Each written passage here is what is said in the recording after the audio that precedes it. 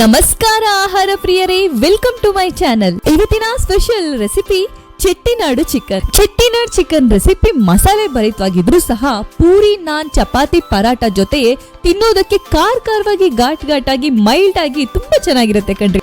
ಯಾವಾಗ್ಲೂ ಒಂದೇ ತರ ಚಿಕನ್ ರೆಸಿಪಿ ತಿಂದು ಬೋರ್ ಆಗಿರೋರು ಮತ್ತು ಹೊಸದಾಗಿ ಯಾವ್ದಾರ ಚಿಕನ್ ರೆಸಿಪಿ ಟ್ರೈ ಮಾಡ್ಬೇಕು ಅಂತ ನೋಡ್ತಿರೋರು ಈ ಚೆಟ್ಟಿನಾಡು ಚಿಕನ್ ನ ಈ ವೀಕೆಂಡ್ಗೆ ಪಕ್ಕಾ ಟ್ರೈ ಮಾಡಿ ನೋಡಿ.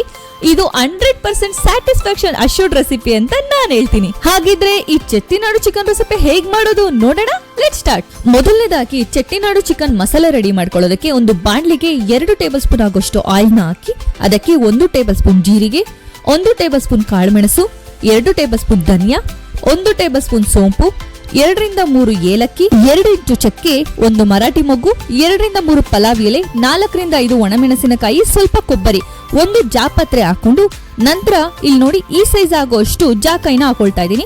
1 ಟೇಬಲ್ ಸ್ಪೂನ್ ಉರ್ಗಡ್ಲೆ, 4 ರಿಂದ 5 ಗೋಡಂಬಿ, ಸ್ವಲ್ಪ ಕರಿಬೇವು, ಅರ್ಧ ಟೇಬಲ್ ಸ್ಪೂನ್ ಆಗೋಷ್ಟು ಗಸಗಸೆನ ಹಾಕೊಂಡು ಇವಿಷ್ಟನ್ನು ಮೀಡಿಯಂ ಫ್ಲೇಮ್ ಅಲ್ಲೇ ತಳ ಹಿಡಿದ ಹಾಗೆ ಚೆನ್ನಾಗಿ ಫ್ರೈ ಮಾಡ್ಕೊಳ್ಳಿ.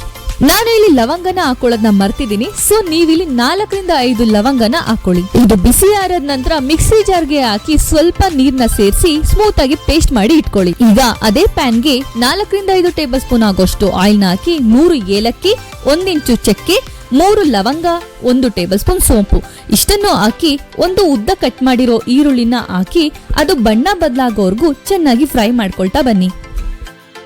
ಇದಕ್ಕೆ ಸ್ವಲ್ಪ ಕರಿಬೇವು, 1 ಟೇಬಲ್ ಸ್ಪೂನ್ ಆಗೋಷ್ಟು ಶುಂಠಿ ಬೆಳ್ಳುಳ್ಳಿ ಪೇಸ್ಟ್ ನ ಹಾಕಿ ಅದು ಹಸಿ ಸ್ಮೆಲ್ ಹೋಗೋವರೆಗೂ ಸ್ವಲ್ಪ ಫ್ರೈ ಮಾಡ್ಕೊಳ್ಳಿ. ನಂತರ ಇದಕ್ಕೆ 1 ಟೇಬಲ್ ಸ್ಪೂನ್ ಧನಿಯಾ ಪುಡಿ, 3/4 ಟೇಬಲ್ ಸ್ಪೂನ್ ಖಾರದ ಪುಡಿ, 1/4 ಟೇಬಲ್ ಸ್ಪೂನ್ ಅರಿಶಿನದ ಪುಡಿ ಹಾಕಿ ಸ್ವಲ್ಪ ಫ್ರೈ ಮಾಡ್ಕೊಳ್ಳಿ. 2 ಟೇಬಲ್ ಸ್ಪೂನ್ ಆಗೋಷ್ಟು ಉಪ್ಪನ್ನ ಹಾಕಿ ಅದನ್ನ ಮಿಕ್ಸ್ ಮಾಡ್ಕೊಳ್ಳಿ.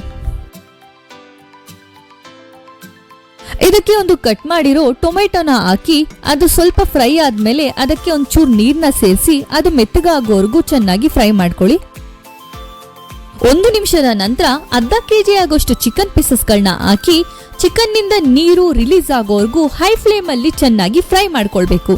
ಈ ಸ್ಟೇಜ್ ನಲ್ಲಿ ನೀವು ಇದನ್ನ ರುಚಿ ನೋಡಿ ಉಪ್ಪು ಕಮ್ಮಿ ಅನ್ಸಿದ್ರೆ ನಿಮ್ಗೆ ಎಷ್ಟು ಬೇಕೋ ಅಷ್ಟು ಉಪ್ಪನ್ನ ಸೇರಿಸ್ಕೊಳ್ಳಿ. ಲಿಡ್ ನ ಕ್ಲೋಸ್ ಮಾಡಿ ಮೀಡಿಯಂ ಫ್ಲೇಮ್ ಅಲ್ಲಿ ಚಿಕನ್ ಕುಕ್ ಆಗಕ್ ಬಿಡಿ. ಒಂದು 10 ನಿಮಿಷ ಆದ್ಮೇಲೆ ಚಿಕನ್ ನಲ್ಲಿರೋ ನೀರೆಲ್ಲ ಹಾವಿಯಾಗಿ ಹೋಗಿರುತ್ತೆ. ಈ ಸ್ಟೇಜ್ ನಲ್ಲಿ ಲಿಡ್ ನ ಓಪನ್ ಮಾಡ್ಕೊಂಡು ಅದಕ್ಕೆ ಸ್ಮೂತ್ ಆಗಿ ಪೇಸ್ಟ್ ಮಾಡಿ ಇಟ್ಕೊಂಡಿರುವಂತ ಮಸಾಲಾನ ಹಾಕೊಂಡು ಚೆನ್ನಾಗಿ ಮಿಕ್ಸ್ ಮಾಡ್ಕೊಳ್ಳಿ.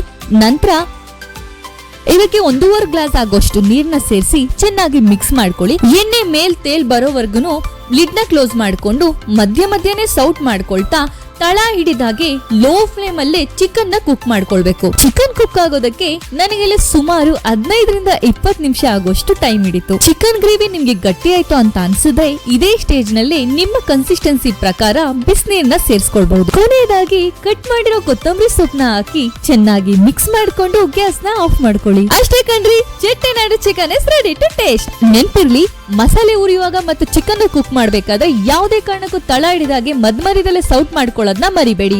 ಈ ರೆಸಿಪಿ ನಿಮ್ಗೆ ಇಷ್ಟ ಆಯ್ತು ಅಂತ ಅನ್ಕೊಳ್ತಾ ಇದೀನಿ. ಮತ್ತೊಂದು ಹೊಸ ರೆಸಿಪಿ ಜೊತೆ ನೆಕ್ಸ್ಟ್ ವಿಡಿಯೋದಲ್ಲಿ ಸಿಗೋಣ.